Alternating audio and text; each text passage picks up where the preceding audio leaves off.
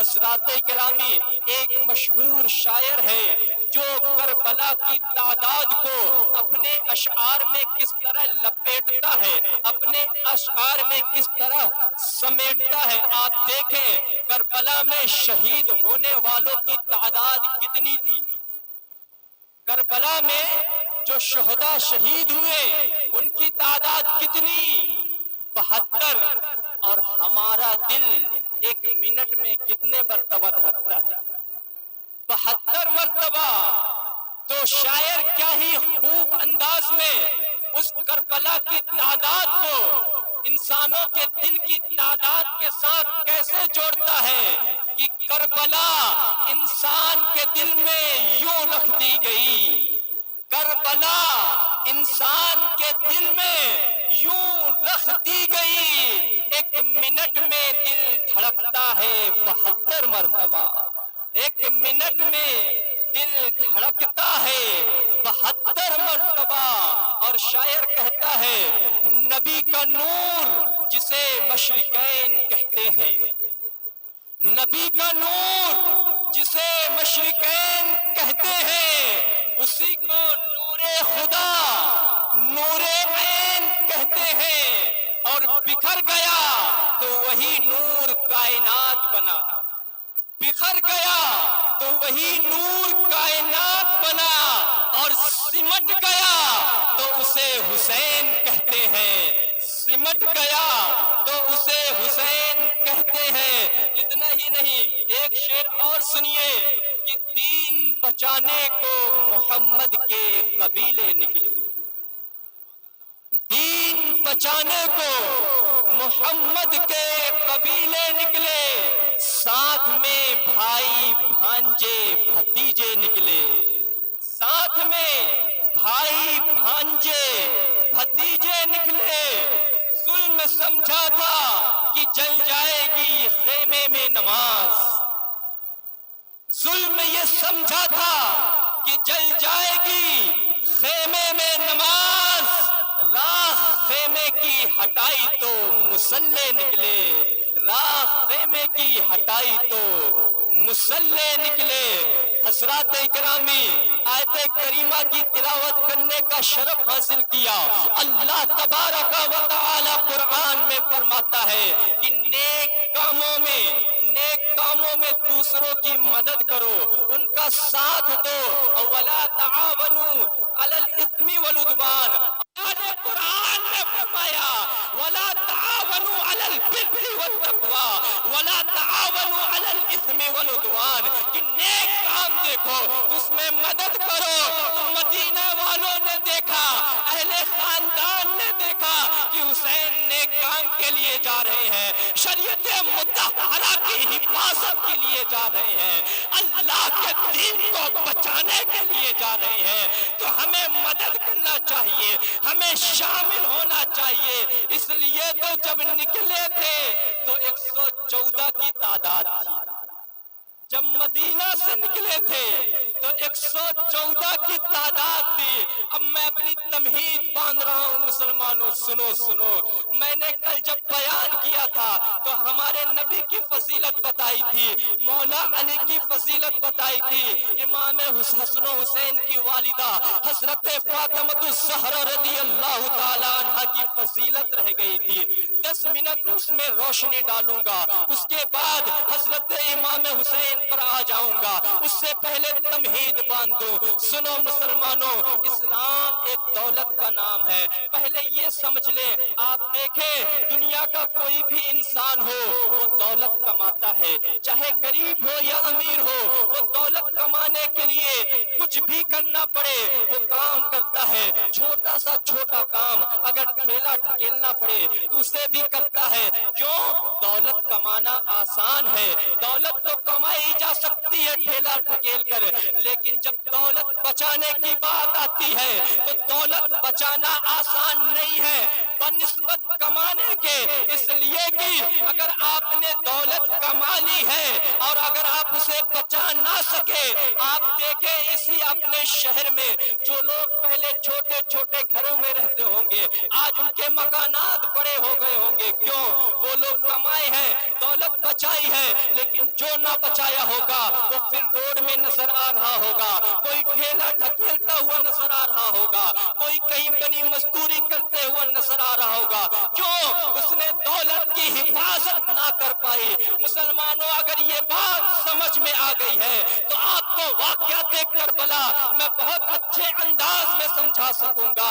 آپ سنیں، اسلام ایک دولت کا نام ہے، ایمان ایک دولت کا نام ہے، اللہ کی ہدایت ایک دولت کا نام ہے، قانون الہی ایک دولت کا نام ہے، اللہ کا قرآن ایک دولت کا نام ہے. اس دولت کو کمایا ہے میرے مصطفیٰ نے طائف کی وادیوں میں چل کر، مکہ کی گلیوں میں کاٹوں میں چل کر کمایا ہے مصطفیٰ نے. شاب ابو طالب کی فاقہ کشی میں نبی رہ کر اس دولت کو کمائے ہیں. حضرات اکرامی، اتنا ہی نہیں، اپنے بچوں کو درخت کے پتوں کو کھلا کر انہیں زندگی دے کر نبی نے دولت کو کمایا. یہ دولت کمائی گئی، لیکن آپ دیکھیں نبی اتنا محنت کیے، اتنی محنت کیے کہ تلوار لے کر آنے والے نبی کے خیمے میں آتے ہوئے نظر آنے لگے.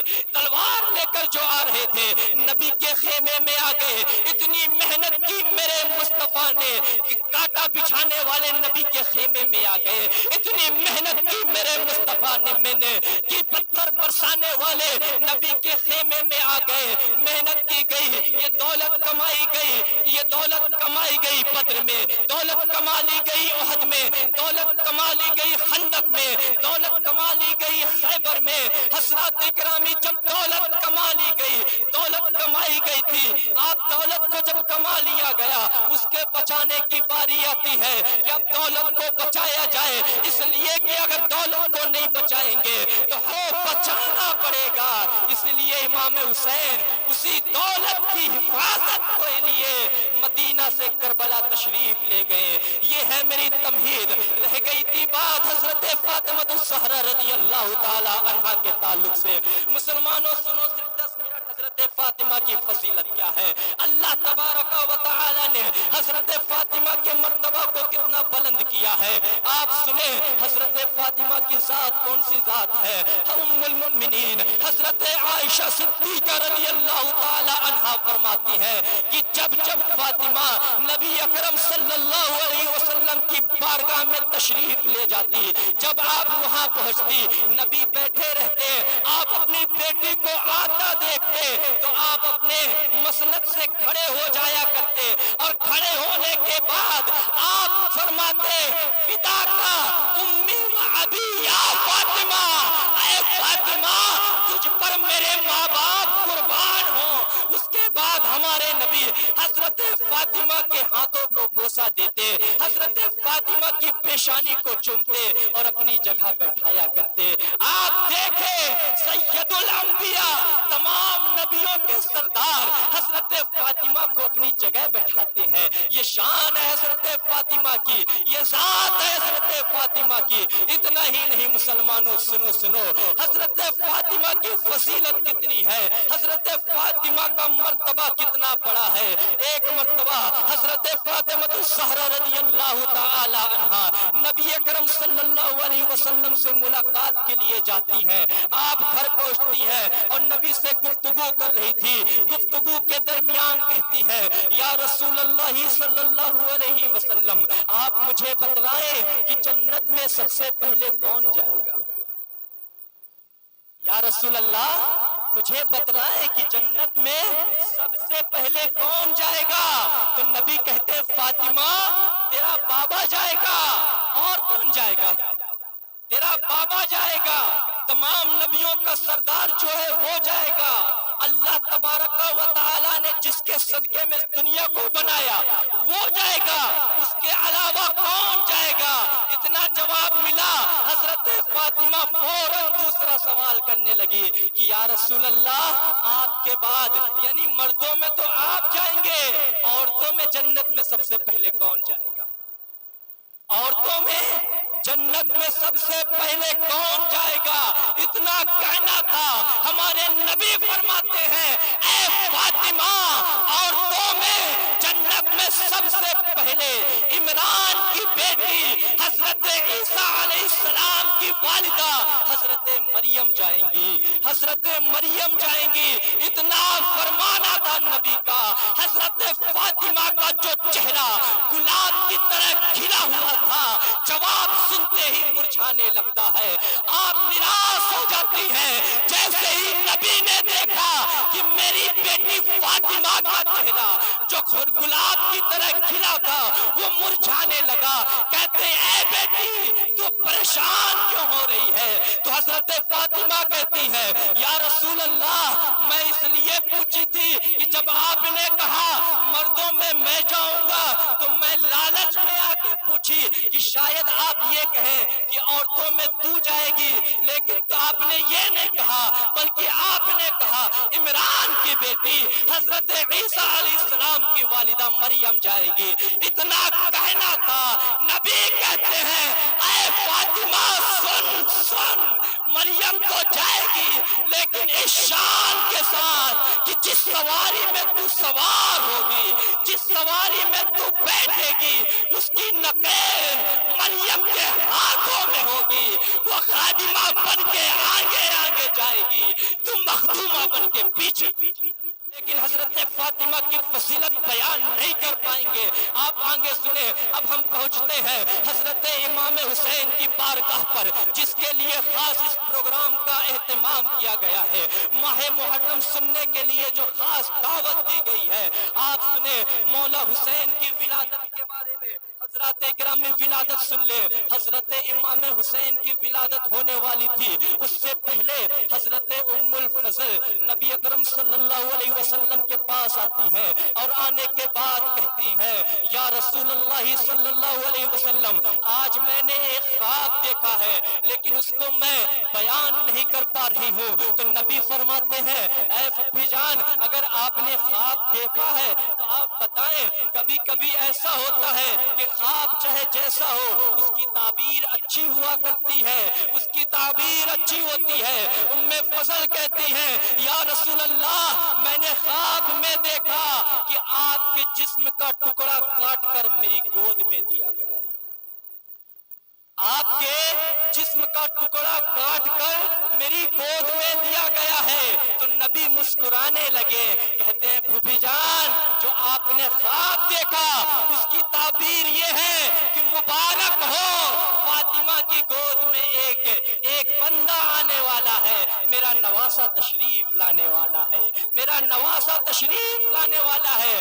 क्यों? कि नबी ने फरमाया कि हसन मुझसे है, हुसैन मुझसे है, मैं हसन से हूं, मैं हुसैन से हूं। हसन और हुसैन मुझसे है, मैं हसन और हुसैन से हूँ, और हुसैन मेरे जिस्म का टुकड़ा है। और आपने जो ख्वाब देखा कि मेरे जिस्म का टुकड़ा काट कर जो आपकी गोद में दिया गया, वो हुसैन होगा, जिसे सबसे पहले जब पैदा होगा तो आपकी गोद में दिया जाएगा, आपकी गोद में दिया जाएगा। हजरात किराम में ये विलादत से पहले ये खुशखबरी मिल रही है मौला हुसैन की। आखिरकार वो वक्त आ जाता है, नबी अकरम सल्लल्लाहु अलैहि वसल्लम फजर की नमाज पढ़ा रहे थे, और पढ़ाने के बाद जब बाहर निकले तो मौला अली से बोलते हैं, ऐ अली चलो अपने घर की तरफ, फातिमा को लड़का पैदा हुआ है, फातिमा को लड़का पैदा हुआ है। इतना कहना होता है। मौला अली के साथ आप घर तशरीफ लाते हैं। घर आने के बाद अली से कहते हैं, ऐ अली तुम दरवाजे पे ठहरो, मैं अंदर जाता हूँ। हमारे नबी अंदर हुजरे फातिमा पे तशरीफ ले जाते हैं, और जब तशरीफ ले गए तो क्या देखते थे कि इमाम हुसैन की विलादत हो चुकी है, इमाम हुसैन की विलादत हो चुकी है। और वो इमाम हुसैन उम्मुल फजल के गोदों में तशरीफ फरमा है। लेकर आओ यजीद के बारे में तो मैं मान लूं, मैं एक छोटा सा طالب علم ہوں، امام حسین کی شان میں کئی حدیث پڑھ سکتا ہوں، کئی آیتوں کی تلاوت کر سکتا ہوں، لیکن یزید کی اس میں کوئی بھی حدیث مرفوع لا نہ سکو گے۔ آپ سنیں نبی ہمارے امام حسین اور حسن کے بارے میں کیا فرماتے ہیں۔ بچپنے کا عالم ہے، نبی فرماتے ہیں، حدیث پاک کے الفاظ ہے، الحسن والحسین سید الشباب عن الجنہ، کہ حسن اور حسین جنتی جوانوں کے سردار، حسن اور حسین جنتی جوانوں کے سردار ہیں، بچپنے کا عالم ہے۔ امام حسین صحابی بھی ہیں اور اہل بیت بھی ہیں، دو ڈگری والا ہے حسین، صحابی بھی ہے اہل بیت بھی ہے۔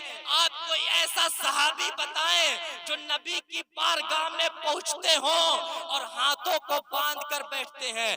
کوئی بھی صحابی ہو، چاہے ابو بکر صدیق ہو، حضرت عمر فاروق اعظم ہو، حضرت عثمان غنی ہو، کوئی بھی صحابی کو لے لو، جب بھی نبی کی بارگاہ میں جاتے ہیں ہاتھ باندھ کر یوں بیٹھتے ہیں۔ لیکن واہر حسین تیری عظمت کو سلام، واہر حسین تیری رفعت کو سلام۔ حسین ایسے صحابی ہیں جو نبی کی بارگاہ پہ پہنچتے ہیں، بچپنے کا عالم ہے، 3 سے 4 سال کی عمر ہے، نبی کی بارگاہ میں جا کر یوں نہیں بیٹھتے بلکہ جا کر سینے میں بیٹھتے ہیں، سینے میں اپنے پیر کو رکھتے ہیں۔ اتنا ہی نہیں، 2 ڈگری والا ہے حسین، صحابی بھی ہے اہل بیت بھی ہے، سینے میں بیٹھتے ہیں، اس کے بعد کندھوں میں چڑھتے ہیں۔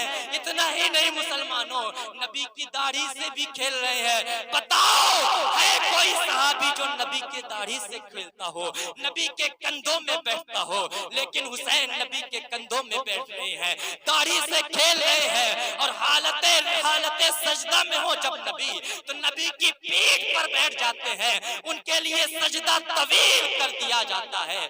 وہ ذات امام حسین کی ہے۔ اتنا ہی نہیں، اس کے بعد امام حسین کہتے ہیں، نانا جان آپ گھوڑے میں بیٹھتے ہیں، مجھے بھی تو بٹھائیں۔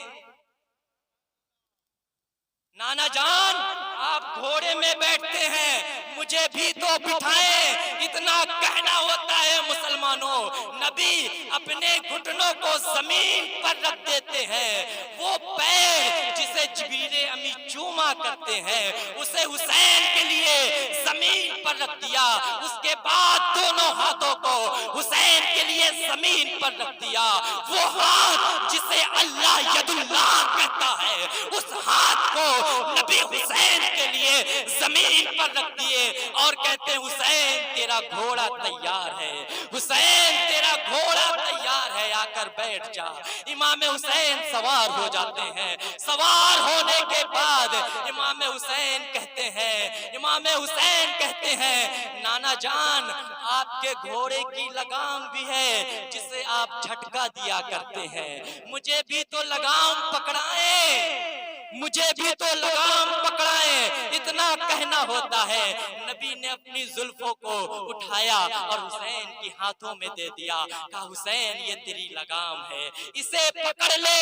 اتنا ہوتا ہے مسلمانوں، آپ دیکھیں امام حسین کی شان کہ نبی کے اوپر سوار ہے اور زلف عنبری کو ہاتھوں پر پکڑے ہوئے ہیں۔ یہ ہے عظمت حسین، یہ ہے شان حسین، یہ ہے امام حسین کا مرتبہ۔ اللہ تبارک و تعالی نے امام حسین کے مرتبے کو اتنا بلند کیا ہے، اتنا بڑا کیا ہے۔ اور سنیں، اور ایک فضیلت سنتے چلے، حضرت امام حسین کے بچپنے کا عالم ہے۔ آپ نبی اکرم صلی اللہ علیہ وسلم کے پاس بار بار تشریف لے جاتے۔ ایک مرتبہ کیا ہوتا ہے، نبی کے ایک مشہور و معروف صحابی جسے دہیہ قلبی کہتے ہیں، وہ نبی کی بارگاہ پر آیا کرتے تھے۔ وہ بڑے خوبصورت تھے، حالانکہ نبی کا ہر صحابی خوبصورت ہوتا ہے، لیکن دہیہ قلبی ایسے صحابی ہیں جو ظاہر میں بھی خوبصورت ہیں۔ وہ نبی کے پاس اکثر تشریف لایا کرتے تھے اور انہی کی شکل میں کبھی کبھی جبریل امین نبی کے پاس آیا۔ کس کی شکل میں؟ دہیا قلبی کی شکل میں نبی کے پاس تشریف لایا کرتے تھے۔ ایک مرتبہ حضرت جبریل امی دہیا قلبی کی شکل میں نبی کے پاس تشریف لاتے ہیں، اور نبی کے پاس جب تشریف لاتے ہیں تو امام حسین دوڑے دوڑے آتے ہیں اور نبی کی گود میں بیٹھتے ہیں، اور اکثر جب جب دہیا قلبی آتے تھے تو نبی کی گود سے حضرت دہیا قلبی کی گود میں چلے جاتے تھے۔ حضرت دہیا قلبی اپنی شان پہ ناز کرتے کہ نواسے رسول میری گود میں آ کر بیٹھتے، اور دہیا قلبی کی عادت تھی جب جب آتے اپنے قبیلے سے نبی کے نواسوں کے لیے پھل لے کر آیا کرتے، اسے جیب میں رکھ لیا کرتے تھے۔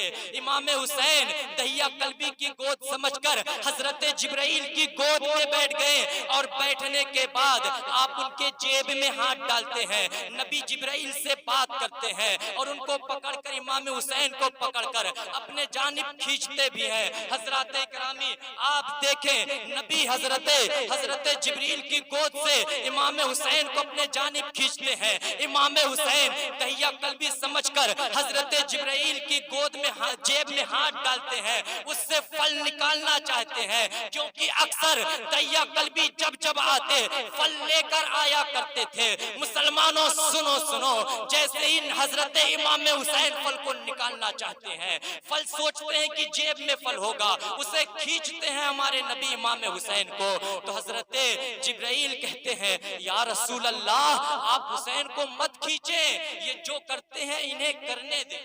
تو ہمارے نبی امام حسین کو اپنے جانب کھینچتے ہیں، تو حضرت جبریل امی کہتے ہیں یا رسول اللہ آپ حسین کو مت کھینچے، اس لیے کہ یہ وہی حسین تو ہیں کہ جب ان کی والدہ حضرت فاطمہ الزہرا رضی اللہ تعالی عنہا کام کرنے کے بعد آپ آرام کرنے لگتی، یا پھر عبادت میں آپ عبادت کرنے میں مشروف ہو جایا کرتی، اور جب امام حسین کو جھولے میں سلا دیتی، حسین اٹھنے والے ہوتے تو اس سے پہلے اللہ کہتا اے جبرائیل یہ سدرہ میں بیٹھنے کا وقت نہیں ہے، کہیں ایسا نہ ہو کہ حسین بیدار ہو جائے، جاؤ جا کر حسین کو جھولا جھلاؤ، حسین کو جھولا جھلاؤ۔ جبرائیل سدرہ سے آتے اور امام حسین کو جھولا جھلایا کرتے۔ یہ امام حسین کی شان ہے کہ جو فرشتوں کا سردار جسے سید الملائکہ کہا جاتا ہے، وہ جبرائیل امام حسین کو جھولا جھلایا کرتے، امام حسین کو جھولا جھلایا کرتے تھے۔ یہ امام حسین کی شان ہے مسلمانوں۔ آخرکار یہ فضیلتیں ہیں، فضیلتیں ہم نے بیان کی تاکہ ہمیں ان کا فضیلت بیان کرنے سے ہمارے اندر اور تازگی پیدا ہو جائے، اس کے بعد ہم اور آگے بڑھیں۔ حضرات اکرامی امام حسین کی زندگی گزرتی ہے، آخرکار جو بیان کرنا تھا، جو ہمارا موضوع تھا کہ امام حسین مدینہ سے کس طرح آپ کی رخصتی ہوتی ہے، اس کو آپ سمجھے۔ حضرت امیر معاویہ رضی اللہ تعالی عنہ کا انتقال ہوا۔ حضرت آپ اس بات کو سمجھیں تاکہ واقعات کرب و بلا آپ کو اچھے سے سمجھ میں آئے۔ یہ شروع کی بات ہے، اگر آپ اسے سمجھیں گے تو ساری بات آپ کے سمجھ میں آ جائے گی۔ اس سے پہلے آپ سمجھے کہ جب نبی کا وصال ہوا تو سب سے پہلے خلیفہ حضرت ابو بکر صدیق بنے، وہ خلافت کرتے۔ اس کے بعد حضرت ابو بکر صدیق کے بعد حضرت عمر فاروق اعظم کے پاس یہ خلافت پہنچی۔ حضرت عمر فاروق اعظم کے بعد یہ خلافت حضرت عثمان غنی کے پاس پہنچی۔ جب ان کا وصال ہوا تو یہ خلافت راشدہ حضرت مولا کائنات علی مرتضیٰ کرم اللہ وجہہ الکریم کے پاس پہنچتی ہے۔ آپ خلافت کر رہے تھے، جب آپ کا وصال ہو جاتا ہے تو یہ خلافت حضرت امام حسن کے پاس آتی ہے۔ آپ خلافت کرتے ہیں، لیکن کچھ ایسے واقعات پیش آتے ہیں جس واقعات کی وجہ سے دو گروہ میں ایک بڑی جنگ ہونے والی تھی۔ اس جنگ کو صلح کرانے کے لیے حضرت امام حسن اس خلافت کو حضرت امیر معاویہ کے حوالے کر دیتے ہیں تاکہ دو مسلمانوں کا گروہ نہ ٹکرائے، خون ریزی نہ ہو، تو یہ خلافت حضرت امیر معاویہ کے پاس چلی جاتی ہے۔ اور جب حضرت امیر امیر معاویہ کا وصال ہو جاتا ہے. حضرت امیر معاویہ کا بیٹا جسے ہم یزید مردود کہتے ہیں وہ رہتا ہے. حضرات اکرامی حضرت امیر معاویہ کی شان یہ ہے کہ وہ فرماتے ہیں کہ جب میرا وصال ہو جائے تو میں نے نبی کی ناخون کی قطرن کو سنبھال کر رکھا ہے. نبی کے ناخون کی قطرن کو سنبھال کر رکھا ہے. جب میرا وصال ہو جائے تو میرے سینے میں ان قطروں کو ناخون کے جو قطرن ہے اسے میری سینے پہ رکھ دینا. جب اللہ پوچھے گا معاویہ کیا لایا ہے تو میں کہہ دوں گا اے اللہ تیرے محبوب کے ناخون کے قطروں کو. یہ حضرت امیر معاویہ کی فضیلت ہے.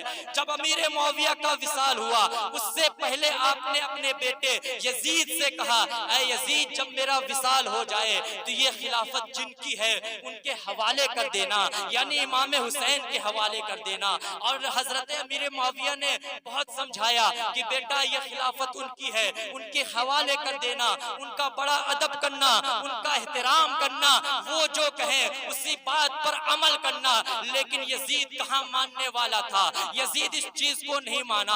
حضرت امیر معاویہ کا جب وصال ہوا تو یزید نے ایک خط لکھا اور تخت بادشاہت پر بیٹھ گیا, وزیر بن کر اس بادشاہی تخت پر بیٹھ گیا اور خط لکھتا ہے, مدینے کے جانب روانہ کرتا ہے. اس وقت مدینے کے جو گورنر تھے ولید, اس وقت مدینے کا جو گورنر ہوتا ہے وہ ولید ہوتا ہے, اس کے پاس خط روانہ ہوا کہ 4 لوگوں کی خاص کر بیعت کر لو. کون کون؟ ایک حضرت امام حسین ابن علی, دوسرے حضرت عبد الرحمن ابن ابو بکر, تیسرے حضرت عبداللہ ابن عمر, چوتھے حضرت عبداللہ ابن زبیر. یہ چاروں صحابی کی اولاد ہے اور ان کی بڑی عظمت ہے. یزید نے کہا کہ ان سے ضرور بیعت لے لینا, اور خط میں یہ بھی لکھا کہ اگر یہ بیعت نہ دے تو انہیں قتل کر دینا. حضرات گرامی جب یہ خط مدینہ پہنچا, مدینہ میں اس وقت مروان ابن حکم موجود تھا. یہ بھی بڑا مردود تھا, یہ بھی بڑا مکار انسان تھا. مروان ابن حکم وہاں موجود تھا. ولید نے دیکھا کہ خط آیا ہے, ولید ٹھیک ٹھاک آدمی تھا, وہ مروان کو بلاتا ہے کہ یزید نے یہ خط روانہ کیا ہے, بیعت کے لیے بولا ہے. حضرات کرامی مروان آتا ہے, کہتا ہے بلایا جائے, ایک قاصد کو بھیجتا ہے, روانہ کرتا ہے. اس وقت حضرت امام حسین اپنے گھر میں حضرت عبداللہ ابن زبیر کے ساتھ کچھ بات کر رہے تھے. قاصد آیا, آنے کے بعد کہتا ہے اے امام حسین آپ کو اور عبداللہ ابن زبیر آپ کو یزید نے بلوایا ہے, آپ کو ولید نے بلوایا ہے, آپ چلے. اتنا کہنا ہوتا ہے. امام حسین سوچتے ہیں یہ تو گورنر سے ملنے کا وقت نہیں ہے, وزیر سے ملنے کا ٹائم نہیں ہے. ایسا لگتا ہے کہ حضرت امیر معاویہ کا وصال ہو گیا ہے اور یزید تخت نشین ہو چکا ہے, تو اس نے بیعت کے لیے بلایا ہوگا, تو یہ ملنے کا ٹائم نہیں ہے. اتنی بات ہوتی ہے تو حضرت عبداللہ ابن زبیر کہتے ہیں اے مولا حسین آپ جائیں, میں تو نہیں جاؤں گا. امام حسین قاصد کو کہتے تم جاؤ میں آ رہا ہوں. امام حسین نے یہ کہہ دیا تھا کہ میں آ رہا ہوں, اس لیے امام حسین کہتے ہیں میں تو جاؤں گا, اس لیے کہ وعدہ کر لیا ہے جانے کا. حضرت عبداللہ ابن زبیر کہتے ہیں مجھے معلوم ہے کہ بیعت کی بات ہے, اس لیے میں نہیں جاؤں گا, آپ جائیں. امام حسین اتنے دور اندیش تھے کہ پہلے ہی اس حال کا جائزہ لے لیے. آخر کار آپ جاتے ہیں اور جانے سے پہلے 30-40 آدمی کو ساتھ لیتے ہیں, اور ساتھ لینے کے بعد کہتے ہیں اندر جو بھی باتیں ہوں گی اگر تم دیکھنا کہ میری آواز اگر تیز ہو تو اس وقت تم لوگ اندر آ جانا, اور جب میں اشارہ کروں تبھی لڑائی کرنا, ورنہ لڑائی شروع مت کرنا. اتنی بات ہوتی ہے. حضرت رضی اللہ تعالی عنہ آپ جاتے ہیں وزیر کے پاس, ولید کے پاس پہنچتے ہیں. ولید سلام کرتا ہے, آپ سلام کا جواب دیتے ہیں, اور ولید کہتا ہے حضرت امیر معاویہ کا انتقال ہو گیا. امام حسین انا للہ و انا الیہ راجعون پڑھتے ہیں, اور پڑھنے کے بعد حضرت امیر معاویہ کی مغفرت کی دعا کرتے ہیں. اس کے بعد ولید کہتا ہے کہ یزید نے خط روانہ کیا ہے, اس نے بیعت کے لیے بولا ہے, ہے یزید کون شخص تھا. حضرات کرام آخر امام حسین اس کی بیعت کیوں نہیں کرنا چاہتے تھے؟ جو سرجون نامی ایک شخص ہے یہ یزید کا دوست ہے, اس نے یزید کی بڑی پول کھولی ہے. اس نے یہ تک بتایا ہے کہ یزید اتنا فاسق آدمی ہے کہ وہ آدمیوں کے ساتھ لڑکوں کے ساتھ تک بدفعلی کیا کرتا تھا, وہ کنیزوں کا ڈانس دیکھا کرتا تھا, وہ بندروں کو نچایا کرتا تھا. جب اس کی حوث بڑھ جاتی تو اتنا ہی نہیں بلکہ وہ کتوں کے ساتھ بدفعلی کرتا تھا. اتنا مردود شخص ہے یزید. جو سرجون ہے وہ ساری پول کھول کے رکھ دیا تھا یزید کی. حضرات کرامی مروان کہتا ہے ان سے بیعت کے لیے بولا جائے. ولید جب یہ کہتا ہے تو امام حسین کہتے ہیں کہ اے ولید, میرا جیسا آدمی, میرا جیسا شخص اس طرح اندر بیعت نہیں کرے گا. اگر بیعت ہی کرنا ہے تو چلو میدان میں اعلان کرو, اس کے بعد جو ہوگا دیکھا جائے گا. اتنا جب امام حسین نے کہا تو ولید کہتا ہے اے مولا حسین آپ صحیح کہہ رہے ہیں, آپ ٹھیک بول رہے ہیں کہ چلو ٹھیک ہے میدان میں اعلان کرتے ہیں. جب اتنا ہوا تو امام حسین یہ بول کر جب وہاں سے جانے لگتے ہیں اپنے گھر کی طرف روانہ ہونے لگتے ہیں تو مروان کہتا ہے اے ولید انہیں قتل کر دو, اگر یہ چلے جائیں گے تو پھر ہاتھ نہ آئیں گے, یہ ہاتھ نہ آئیں گے. اتنا کہنا ہوتا ہے امام حسین وہیں رک جاتے ہیں اور کہتے ہیں ابن زرقہ تو مجھے قتل کرے گا یا یہ مجھے قتل کریں گے؟ نہ تجھ میں اتنی ہمت ہے نہ ان میں اتنی ہمت ہے کہ مجھے قتل کر سکے, مجھے قتل کر سکے, اتنی ہمت نہیں ہے. ولید کہتا ہے حضور آپ جائیں, حضور آپ جائیں, ابھی کچھ ہی تو دن ہوئے ہیں, ہم نے دیکھا ہے کہ صحابہ آپ کو اپنے کاندھوں پہ بیٹھاتے تھے, آپ کی فضیلتیں بیان کرتے تھے, ہمیں ساری دنیا کی دولت دے بھی دی جائے پھر بھی میں آپ کو قتل کرنے کا حکم نہیں دوں گا. اس لیے کہ ولید ٹھیک ٹھاک آدمی تھا. آخرکار مولا حسین اس گورنر ہاؤس سے تشریف لے جاتے ہیں اپنے گھر کی طرف. جب گھر کی طرف تشریف لے گئے تو گھر میں جا کر کہتے ہیں اب تیاری کر لو, اس لیے کہ اب مدینہ میں ہمیں رہنا گوارا نہیں ہے. اب نبی کے دین کو بچانے کا وقت آ گیا ہے, اب دین مصطفیٰ کو بچانے کا وقت آ گیا ہے. جس دین کو نبی نے محنت کر کے پھیلایا ہے اس دین کو بچانے کا وقت آ گیا ہے. اب مدینے میں نہیں رہنا ہے, اب مدینے سے ہمیں تشریف لے جانا ہے. امام حسین نے اپنے گھر والوں کو یہ حکم دیا, سب تیاری میں لگ جاتے ہیں. حضرات گرامی 4 شعبان المعظم کا سورج طلوع ہوتا ہے. مدینہ المنورہ میں روضہ رسول کو عرض کرتا ہے. سلام پیش کرنے کے وقت دھیرے دھیرے وہ دن ڈھلتا جاتا ہے, دن ڈھلتا ہے, شام کا وقت آتا ہے, آخرکار چاند بھی نکل آتا ہے. وہ چاند جیسے نکلا رات کا وقت آتا ہے. مدینے کے جو لوگ تھے رات کا جب وقت آیا, رات کا پہر بیتنے لگا تو مدینہ المنورہ میں رہنے والے لوگ اپنے نبی کی سنت کو ادا کرنے کے لیے مصلی بچھا کر نماز سنت ادا کرنے لگے, نماز نفل پڑھنے لگے. حضرات اکرامی کچھ دیر بعد سارا مدینہ, پورا مدینہ شانت ہو گیا. کچھ دیر بعد مدینے میں جتنے گھر تھے سب کے دروازے بند ہو گئے, سارے گھروں کے چراغ بجھا دیے گئے. اس رات اگر کسی گھر کا چراغ جل رہا تھا وہ ایک قبیلے کا چراغ جل رہا تھا, جس قبیلے کو بنو ہاشم کہتے ہیں. اس خاندان کے علاوہ کسی قبیلے کا چراغ جلتا ہوا دکھائی نہیں دے رہا تھا. اس اندھیری رات میں جب سب کے دروازے بند تھے تو بنو ہاشم کے گھر کا دروازہ کھلا تھا. رات کا آدھا پہر گزر چکا تھا. اس رات میں ایک 55 سال کا ایک شخص گھر کے باہر تشریف لاتا ہے. گھر سے اپنے قدم کو جیسے ہی باہر نکالتا ہے اس کا چہرہ اتنا نورانی تھا کہ اس اندھیری اندھیری رات میں ان کے چہرے کی روشنی سے، ان کے چہرے کے نور سے وہ راستہ جگمگانے لگتا ہے، راستہ جگمگانے لگتا ہے۔ بیان کیا جاتا ہے کہ ایسا لگتا ہے کہ آسمان کے چاند کو زمین پر اتار دیا گیا ہو، اس طرح راستہ جگمگا رہا تھا، ایسا لگ رہا تھا کہ دلوں کو روشن کر دیا گیا ہو۔ حضرات گرامی، وہ شخص اپنے چہرے کی روشنی سے اپنے قدموں کو آگے بڑھاتا ہوا جنت البقیع کی طرف جاتا ہے۔ دو روایتیں آتی ہے، ایک روایت کے مطابق جنت البقیع کا ذکر آتا ہے اور دوسری روایت کے مطابق روضہ رسول کا ذکر آتا ہے۔ وہ کوئی اور نہیں بلکہ حسین ابن علی ہے، جو 55 سال کی آپ کی عمر ہوتی ہے اس وقت آپ غموں سے نڈھال بوجھل قدموں میں جنت البقیع کی طرف تشریف لے جاتے ہیں۔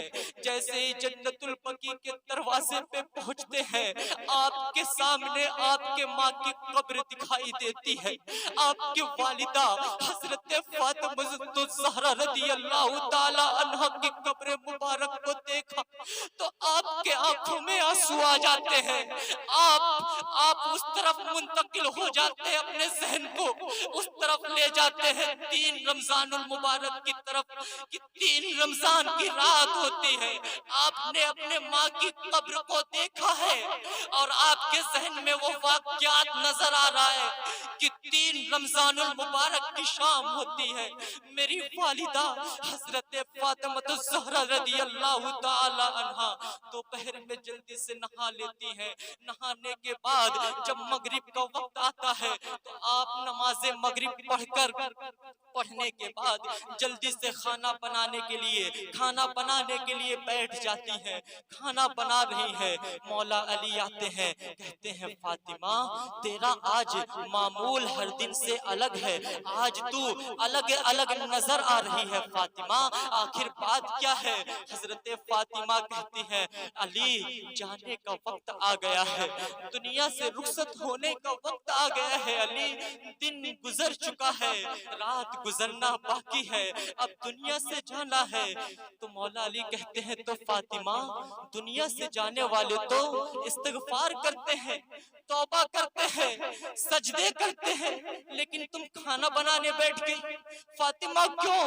تو حضرت فاطمہ کہتی ہیں علی میں آج کھانا اس لیے بنا رہی ہوں کہ آج کھانا بنا کر حسن کو اپنے ہاتھوں سے کھلاؤں گی، حسین کو اپنے ہاتھوں سے کھلاؤں گی، زینب کو اپنے ہاتھوں سے کھلاؤں گی، اس لیے کہ جب کربلا میں میرا بیٹا حسین جائے گا تو 3 دن کا بھوکا پیاسا ہوگا، اسے بھوک اور پیاس جب ستائے گی تو میرا بیٹا بھوک اور پیاس کی شدت سے کہیں ایسا نہ ہو کہ یزید کے ساتھ ایمان کا سودا نہ کر لے، میں کھانا کھلا دوں گی تو میرا بیٹے کے اندر اس وقت ماں کے لقموں کی لذت پیدا ہو جائے گی اور وہ یزید کے ساتھ ایمان کا سودا نہ کرے گا۔ حضرات گرامی یہ کہتی ہیں اور اس کے بعد کہتی ہیں اے علی آپ نے دیکھا کہ میں نہا چکی ہوں، وہی بے بند والے کپڑے بھی پہن چکی ہوں۔ اس کے بعد علی کا ہاتھ پکڑتی ہے اور کہتی ہے علی میرے دنیا سے جانے کے بعد تم دوسری شادی تو کرو گے نا؟ امام مولا علی کے آنکھوں سے آنسو نکل کر مزگاہ پر ایسے سجتے ہیں اور گالوں سے جھڑتے ہیں اور مولا علی رو رہے ہیں اور مولا علی خاموش ہے۔ فاطمہ یہ عجیب سی بات ہے، یہ عجیب سی بات ہے۔ مولا امام علی سے حضرت فاطمہ کہتے ہیں ہاں علی میرے جانے کے بعد تم دوسری شادی کرنا، اس لیے کہ میری حیات میں ہمارے نبی نے تم پر دوسرا نکاح حرام فرما دیا تھا، میرے جانے کے بعد تم دوسری شادی کرنا اور جب شادی کرنا تو ایسی عورت سے کرنا جو بہادر ہو، جو بہادر عورت ہو۔ تو مولا علی کہتے ہیں اے فاطمہ یہ کیسی وصیت ہے، جانے کا وقت ہے ایسی وصیت کیوں؟ تو حضرت فاطمہ کہتی ہے علی جب میرا بیٹا حسین کربلا میں جائے گا تو آپ نہیں رہیں گے اس کے ساتھ، میں نہیں رہوں گی، حسن نہیں رہیں گے، حسن نہیں رہیں گے، لیکن اس وقت جب آپ بہادر خاندان کی بہادر عورت سے شادی کریں گے تو اس سے بہادر بچے پیدا ہوں گے، وہ بچے میرے بیٹے امام حسین کے ساتھ کربلا میں کام آئیں گے۔ آخر حضرت علی نے شادی کی تھی جو ایک قبیلے میں ام البنین تھی، وہ بڑی بہادر تھی، اور ان سے پیدا ہونے والے حضرت مولا عباس علمبردار تھے، اور مولا عباس کے طاقت کا عالم کیا تھا ان کا تذکرہ تو ہم بعد میں کریں گے۔ آخرکار وصیت ہوتی ہے، اس کے بعد حضرت فاطمہ حضرت امام حسن امام حسین اور زینب کو کھلاتی ہیں اپنے ہاتھوں سے، اور کہتی ہیں اور سوچتی ہیں جانے کا وقت آئے گا دنیا سے تو میرے بیٹے میری روح کو نکلنا دیکھ نہ سکیں گے، تو کہتی ہیں بیٹے جاؤ جاؤ نانا کے روضے کو سلام کر کے آؤ۔ مولا حسین اور حسن اور حضرت زینب ایک دوسرے کا ہاتھ پکڑتے ہیں، روضے رسول کے طرف تشریف لے جاتے ہیں، اور جب سلام عرض کیا تو کیا دیکھتے ہیں نبی رو رہے ہیں، روضے مبارک سے رونے کی آواز آ رہی ہے، رونے کی آواز آ رہی ہے۔ نبی کہتے ہیں میرے فاطمہ کے یتیم آ گئے، میرے بچے آ گئے جو اب یتیم ہو جائیں گے۔ حضرت امام حسن امام حسین اور حضرت زینب واپس آتے ہیں اپنے ماں کے پاس، تو حضرت فاطمہ کہتے ہیں حسن حسین اور زینب آ گئے آپ لوگ سلام کر کر اتنا جلدی؟ تو کہتے ہیں امی وہاں جاتے ہیں تو وہ یہاں بھیجتے ہیں، یہاں آتے ہیں تو آپ وہاں بھیجتی ہیں۔ ہم نے نانا کے روضے پہ ایک منظر دیکھا کہ نانا کے قبر انور سے رونے کی آواز آ رہی تھی، نانا رو رہے تھے، اور وہاں پہ حضرت ابراہیم علیہ السلام کی آمد تھی۔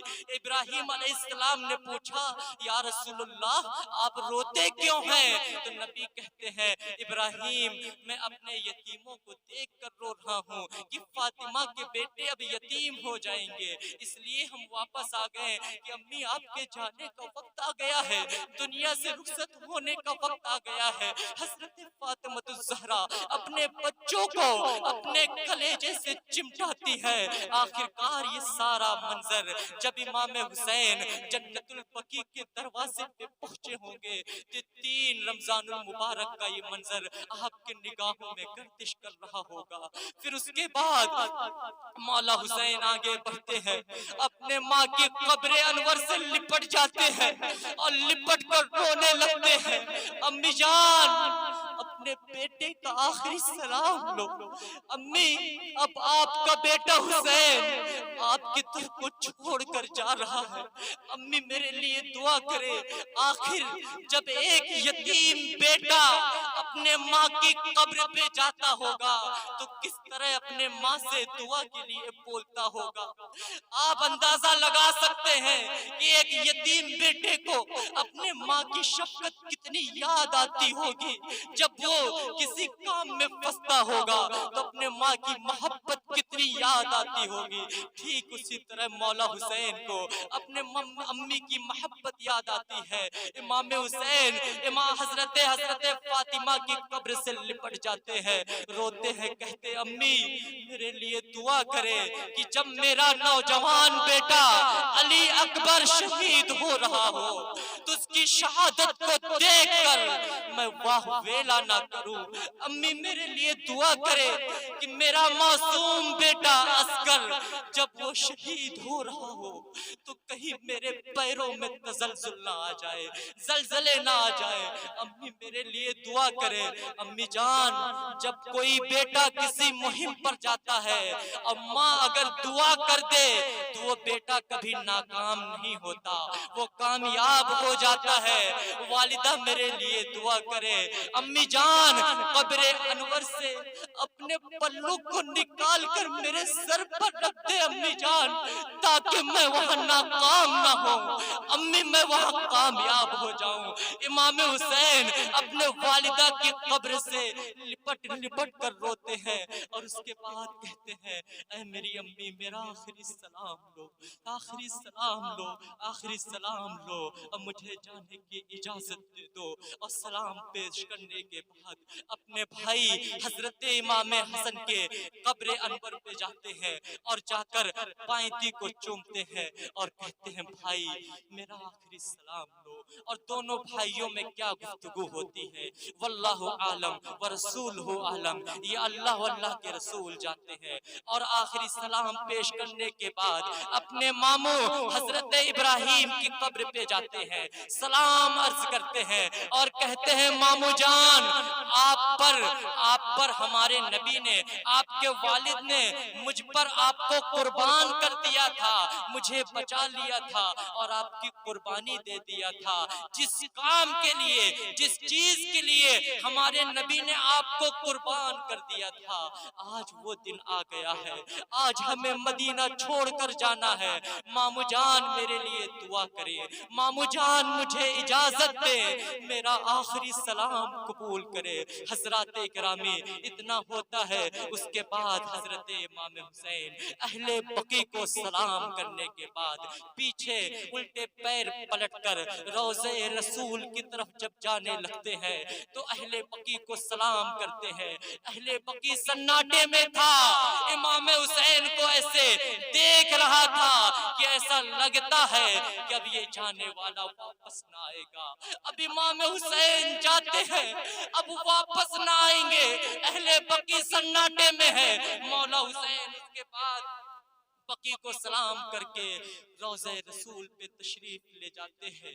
جیسے نبی کے روضے پہ نظر پڑتی ہے، وہی کندھوں پہ بٹھانا، وہی سینے پہ چڑھانا، وہی اپنے زلفوں کو ہاتھوں پہ دے دینا، وہی پیاس لگنے پر اپنی زبان مبارک کو چسانا۔ یہ سارا واقعہ امام حسین کو یاد آ رہا تھا۔ امام حسین آنکھوں سے اشک بار ہے، نبی کے قبر انور سے لپٹ جاتے ہیں اور کہتے ہیں یا رسول اللہ، یا رسول اللہ، میں نہیں چاہتا کہ مدینہ چھوڑ کر جاؤں، آپ کے در کو چھوڑ کر نہیں جانا چاہتا، اس لیے کہ آپ ہی کہتے ہیں مرنا ہے تو مدینے میں مرو، جو مدینے میں مرے گا اس کے ایمان کی گواہی میں دوں گا، اس کے ایمان کی گواہی میں دوں گا۔ حضرات اکرامی امام حسین کہتے ہیں یا رسول اللہ، میں آپ کے در کو چھوڑ کر نہیں جانا چاہتا، لیکن آپ کی امت مجھے مجبور کرتی ہے، یا رسول اللہ مجھے جانا ہوگا، یا رسول اللہ مجھے اجازت دے دے، نانا جان مجھے اجازت دے دے، میرے لیے دعا کرے، نانا جان میرے لیے دعا کرے۔ یا رسول اللہ یہ وہی گلیاں ہیں جس پہ آپ نے انگلی پکڑ کے مجھے چلنا سکھایا ہے، نانا جان یہ وہی گلیاں ہیں جن پہ کندھوں پر بیٹھا کر آپ نے مجھے گھمایا ہے، نانا جان اب حسین آپ کے در کو چھوڑ کر جاتا ہے، نانا جان میرے لیے دعا کرے۔ روایتوں میں آتا ہے کہ یہ آنسو نانا کے قبروں سے لگتے ہیں تو امام حسین کی آنکھ لگ جاتی ہے، آنکھ لگتی ہے مولا حسین کی۔ آپ خواب دیکھتے ہیں کہ نانا خواب میں آتے ہیں اور کہتے ہیں بیٹا حسین تو مایوس مت ہو، تو نراش مت ہو، جب تو کربلا میں ہوگا، میدان کربلا میں ہوگا تو اپنے آپ کو تنہا مت سمجھنا، میں وہاں پہ ہوں گا، حسین تیرے والد بھی ہوں گے، حسین تیری والدہ بھی ہوگی، حسین تجھے کندھوں پہ بٹھایا ہے تو گھوڑے سے گرتا ہوا دیکھنے کے لیے بھی آؤں گا، حسین زبان چسائی ہے تو تیرے دین کے لیے تیری پیاس کی شدت کو دیکھنے کے لیے آؤں گا، حسین تیری اس امتحان کو دیکھنے کے لیے آؤں گا، حسین اپنے آپ کو اکیلا مت سمجھنا، میں آؤں گا۔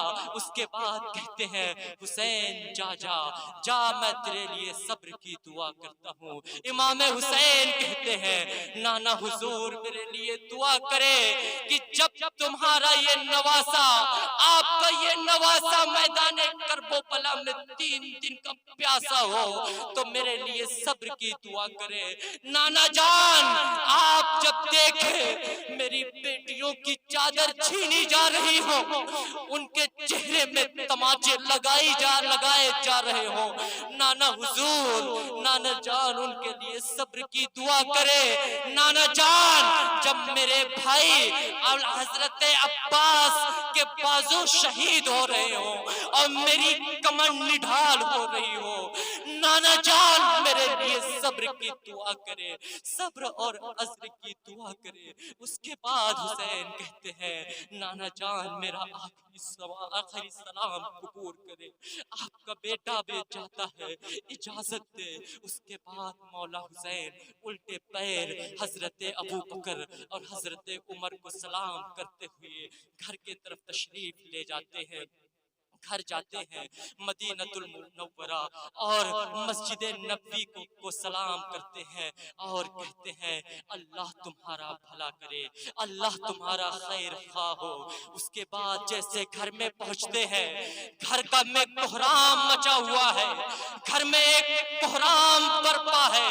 آپ کی 10 سال کی بیٹی جسے حضرت بی بی سغرا کہتے ہیں، حضرت سغرا رو رہی ہے اور کہتی ہے امی جان بھائی جان آج آپ بدلے بدلے کیوں لگ رہے ہیں، آج آپ لوگوں کا مزاج تبدیل کیوں ہے، آج آپ لوگ بدلے بدلے کیوں لگ رہے ہیں، سب کے کپڑے بھرے جا رہے ہیں، یہاں تک کہ معصوم اصغر جو ابھی 1 مہینے کا ہے اس کے بھی کپڑے رکھے جا رہے ہیں، میرے کپڑے کیوں نہیں رکھے جاتے، میرے بھی کپڑے رکھیں، مجھے بھی لے کر چلیں۔ آپ خوب روتی ہیں، آپ بہت روتی ہیں اور کہتی ہیں بھائی جان وہ امی جان پھوپھی جان مجھے لے کر چلے، آخر آپ لوگ کہاں جا رہے ہیں، بہت روتی ہیں۔ آپ جب اس کے بعد کہتی ہیں جب بہت رویا آپ نے تو آپ کی والدہ حضرت ام رباب اپنے بیٹے حضرت علی اکبر کو کہتی ہیں اے علی اکبر جا اپنی بہن کو تسلی دے، اسے تسلی دے۔ نوجوان بھائی حضرت مولا علی اکبر 18 سال کے جوان ہیں، وہ جاتے ہیں اپنی بہن کی پیشانی پر ہاتھ پھیرتے ہیں، سر پہ ہاتھ پھیرتے ہیں اور کہتے ہیں بہن رو مت، بھائی سے لپٹ کے روتی ہے علی اکبر مجھے بھی لے چلو نا، کہاں جا رہے ہو، مجھے کیوں نہیں لے جا رہے ہو۔ مولا اکبر کہتے ہیں بہن ابا کا حکم نہیں ہے، ابا کا حکم نہیں ہے، ہم تمہیں نہیں لے جا سکتے، تم ٹھیک ہو جانا، ابھی تمہاری طبیعت خراب ہے، جب تم ٹھیک ہو جاؤ گی نا تو ایک خط لکھنا، ہم آئیں گے تمہیں لے کر جائیں گے۔ حضرات گرامی اتنا ہوتا ہے، اس کے بعد حضرت بی بی سغرا کہتی ہے اے میرے دل کے چین، اے میرے بھائی علی اکبر، میرے بڑے منصوبے تھے کہ ہم سبھی ہے رسول کی شادی کی تیاری کروں گی، اپنے بھائی کی شادی کو دیکھوں گی، اے میرے دل کے چین میرا دل روتا ہے، اے میرے دل کے چین میرا دل دھڑکتا ہے۔ اس کے بعد مولا حسین آگے آتے ہیں، آپ اپنی بیٹی کو روتا ہوا دیکھا تو آپ رونے لگتے ہیں، کہتے ہیں اللہ میرا امتحان ابھی سے شروع ہو گیا، مولا میرا امتحان ابھی سے شروع ہو گیا۔ آپ اپنے آستین سے اپنے آنسوؤں کو خشک کرتے ہیں، اپنے آستین سے اپنے آنسوؤں کو پوچھتے ہیں، اپنی بیٹی کے قریب آتے ہیں، آنے کے بعد اسے اپنے سینے سے لگاتے ہیں اور سینے سے لگانے کے بعد آپ کہتے ہیں بیٹی کیوں رو رہی ہو؟ بیٹی مت رو۔ حضرت بی بی سغرا کہتی ہے بابا جان مجھے بھی لے کر چلے نا، بابا جان آپ مجھے بھی لے کر چلے نا۔ آپ جب وہاں کام میں مصروف ہوں گے، آپ کام کر رہے ہوں گے، تو آپ اس وقت جب پریشان ہوں گے، کام میں مصروف ہوں گے، تو میں آپ کے بڑے کام آؤں گی بابا، میں آپ کے کام کو کر دوں گی، آپ مجھے لے کر چلے نا۔ اور جب بھائی علی اصغر روئے گا، آپ لوگ کام میں مصروف ہوں گے، تو میں اسے اپنی گود میں لے لوں گی، مجھے لے کر چلے نا۔ آپ جانتے ہیں نا کہ بھائی علی اصغر میری گود کو پسند کرتا ہے، میں اس کے جھولے کو لے کر چلوں گی بابا جان، مجھے لے کر چلے بابا جان، مجھے لے کر چلے۔ بار بار اصرار کرتی ہے۔ مولا حسین کہتے ہیں نہیں بیٹی تمہیں نہیں لے جا سکتے۔ پھر اس کے بعد بی بی سغرا کہتی ہے ابا جان اگر آپ اس وجہ سے نہیں لے جا رہے ہیں کہ سواری کم ہے، آپ نہیں لے جا سکتے، تو جب آپ لوگ سوار ہو کر چلیں گے تو آپ کے پیچھے پیچھے، آپ کے سواری کے پیچھے پیچھے میں اپنے چھوٹے چھوٹے قدموں سے دوڑتے دوڑتے آپ کے پیچھے آ جاؤں گی بابا جان، مجھے سواری پر مت بیٹھانا لیکن مجھے لے کر چلے بابا حضور۔ اتنا کہنا ہوتا ہے مسلمانوں۔ اس کے بعد مولا حسین کہتے ہیں نہیں بیٹی تمہاری طبیعت خراب ہے، جب تم ٹھیک ہو جانا تو خط لکھنا، ہم علی اکبر کو بھیج کر تمہیں بلوا لیں گے۔ کہتی ہے بابا جان لے چلے نا۔ اس کے بعد آخری مرتبہ بی بی سغرا کہتی ہے بابا حضور میرا دل کہتا ہے کہ اب آپ جائیں گے تو واپس نہیں آئیں گے، آپ جائیں گے تو میرا دل کہتا ہے واپس نہ آئیں گے۔ بابا جان آخری مرتبہ اپنی بیٹی سغرا کو اپنے گلے سے لگا لو۔ بابا حضور آخری مرتبہ اپنی بیٹی سغرا کو اپنے سینے سے چپٹا لو۔ آخری مرتبہ میرا دل کہتا ہے آپ جائیں گے تو واپس نہ آئیں گے۔ اس کے بعد حضرت امام حسین اپنی بیٹی کو سہارا دیتے ہیں، تیاری کا حکم دیتے ہیں۔ سامان باندھا جا رہا ہے، سامان باندھ لیا گیا، گھوڑے تیار ہیں، گھوڑے تیار ہیں، اونٹ تیار ہیں، سامان لادا گیا۔ پورا خاندان آپ کے ساتھ جتنے لوگ جانے والے تھے سب سواری پر بیٹھ جاتے ہیں۔ اب وہ قافلہ روانہ ہونے لگتا ہے، کسی کو پتا نہیں ہے کہ کدھر کو جائے گا وہ قافلہ۔ آگے بڑھتا ہے تو مسجد نبوی کو امام حسین دیکھ رہے ہیں۔ اہل مدینہ امام حسین کو تک تک کر دیکھ رہا ہے، پورے مدینے والے قافلہ حسین کو دیکھ کر روتے ہیں، کہتے ہیں وہ دن تھا جب نبی مکہ سے مدینہ آئے تھے تو اہل مدینہ اپنی چھتوں پہ چڑھ کر ہمارے نبی کا استقبال کر رہے تھے، نبی کا استقبال کر رہے تھے۔ آج نبی کا بیٹا، آج نبی کا امین، آج نبی کے دین کی حفاظت کے لیے مدینے کو چھوڑ کر جاتا ہے۔ آج سارا مدینہ عشق بار ہے۔ امام حسین آگے بڑھتے ہیں، مسجد نبوی کی دیواریں کہتی ہیں حسین ذرا پلٹنا، حسین ذرا پلٹنا، تو میرا محافظ بن کے جا رہا ہے، تو ہماری حفاظت کے لیے جا رہا ہے۔ ایک مرتبہ آپ کا چہرہ دیکھ لے۔ لوگ سوچتے ہیں کہ امام حسین در رسول کو دیکھنے کے لیے بار بار پلٹ رہے تھے، لیکن نہیں مسلمانوں، مسجد نبوی کی دیواریں کہہ رہی تھی حسین ایک مرتبہ اپنے چہرے کو دکھا دو نا، حسین ایک مرتبہ اپنے چہرے انور کو دکھا دو نا۔